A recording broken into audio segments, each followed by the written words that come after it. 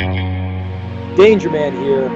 SuperGame East final battle takes place on day 1, or technically day 2. It takes place on Saturday, not Sunday, which is kind of strange, but oh well.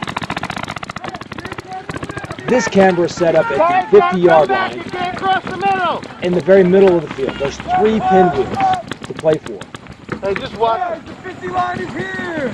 You can hear him just say that the 50's here. If you look to the, well, depending on which way you're looking, just look off to the side of this ramp. You'll see a pinwheel. Past that pinwheel is the boatyard. If you look in the opposing direction towards the Chinook helicopters, you'll see the red team is pushed up to the 50. The blue team is coming from the opposing direction. You got Alabaster Slim hiding over in that strip of trees there that's along the boatyard, and you'll see these stacked barrels with blue players coming up. They're going to get constantly shot out. From just past the down Cessna airplane, you'll see a player standing under a ref in a triple spindle. They've got an angle in and they just keep wiping us out. I wish that was placed just a little differently for balance so that the blue team actually had a shot at making it to the pinwheel. It was absolutely murder on anybody who tried to move up there. Where am I playing? If you look past that stack of barrels, you see where the ref's waving his hand right now? Look past the stack of barrels to the right. There's a single blue barrel in that little tiny tree stack, it's called. I'm behind that blue barrel. Got there off the break, lasted all 30 minutes there. My job, I'm shooting over the Cessna at the Chinook, at the nose of the Chinook are players that I can hit. So as they kind of step out, make themselves available, I pluck off a few along the way. I wasted 2 pods trying to get this one guy. Finally got him. I was like, worth it. Got down to my last pod and I thought back, you know what, that wasn't worth it. Long balling a lot of guys past the Cessna, past the Chinooks. If you look way up the field, you'll see a kind of little blood clot of red players standing out in the open, out of range. I was long balling them with some just to harass them on occasion. So what was my only real value at that barrel? It was to shoot anybody who ran from the Chinook area to their own stack of barrels towards the pinwheel. When they made a run, I threw a lane of paint. You see somebody just drop smoke. It was good placement. Also, we're not supposed to cross the 50, so don't want to go too far forward. My understanding is we had Wolf on over in the boatyard. And we set up 3 attack teams here. We had an Alpha team, a Bravo team, and a Charlie team. And that was quickly established just before the horn sounded and the game started. From what I understand, this is a half an hour final battle, and at every 10-minute mark, so basically three points in this 30-minute time frame, whoever owned the sticks collected the points. So it wasn't one of those things where whoever had the sticks last earned a point off that stick. You earned a point if you owned them at every 10-minute mark. If I remember correctly, Wolf was also inside that wood line there. If you're looking away from this ref who's laying down and he's looking at the sticks, if you look at that little tree line to the right, that little strip, again, Alabaster Slim's in there with a first strike set up. You can see how one of our team set a runner up, and as soon as he got in there, he shot out. And at this point, we're quickly finding out that unless we can neutralize who's ever in the triple stack, the triple spindle, we just don't stand a chance. Because they've got the angle on that barrel, that doesn't allow us to kind of leapfrog up to the sticks. We tried a number of different things. We tried sending groups of players with a support staff behind them, running with guns. Nothing really worked. I think there's no doubt about it, Red had the better side on this one. I think this field was a lot of fun to play on. It was a great change of pace, but it might need a little tweaking.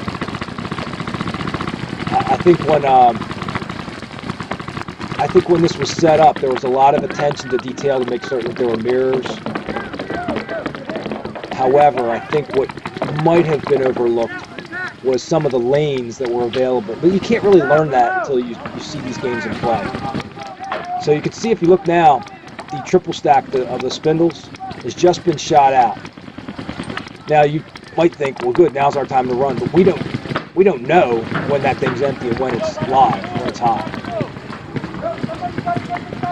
We had some great opportunities. We just didn't know who was where at certain times, which would have made our opportunities an easy run.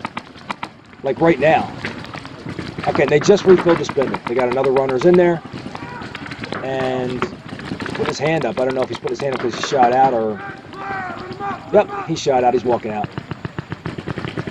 Gotta love these refs. This is the Solstice team of refs. They're called Team Solstice.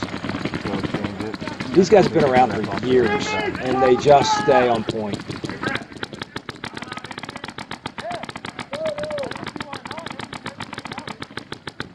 I know I said I wasn't going to do a lot of commentary in these videos. This one needed it. It really did. And with that, I'm going to let you watch the rest of this without me. Here comes a runner. Here comes two up. Just keep an eye on the blue side. That's where you're going to see most of the action.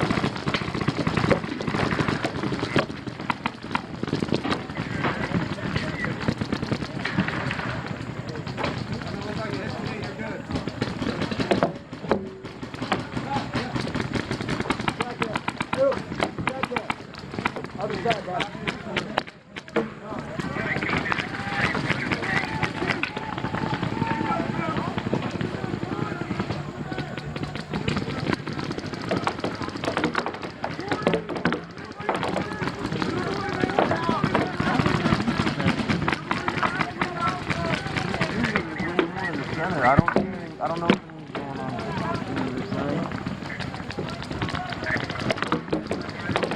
Here's something interesting for you. Look at the Chinook. You see the ref with the yellow top? For about 15 minutes, I'm sailing paint over his head. I spooked him at least once. I think he finally got comfortable with the paint flying over his head. I don't even know if you could get comfortable with that, but they were going over his head for a while. Literally straight over his head as I was trying to target people at the front of that Chinook.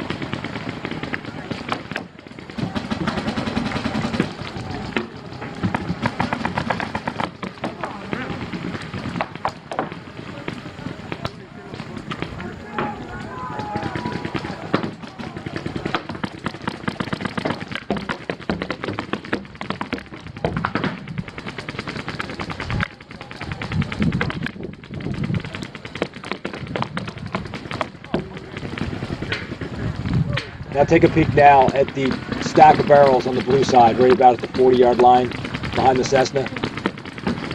And trail over to the triple stack spindle. You see in that triple spindle, there's a guy got him sighted up again. He won't last long.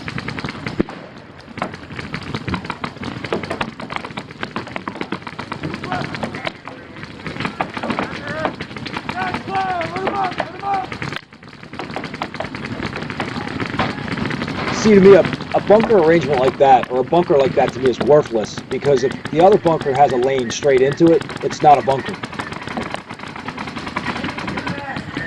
The final battle's a half an hour long. I've done an edit here. I'm going to do a couple more to cut out some of the slow parts. Hey, if it's worth noting, it is really hard to put a camera in a location where you know the action's going to be. No, when he ran up to grab that. Before the action takes place. We placed this camera here thinking that this was going to be a hot spot, and it only got hot at the very, very end, and I had a technical difficulty at the end where I lost footage. So I hope you can at least appreciate this perspective.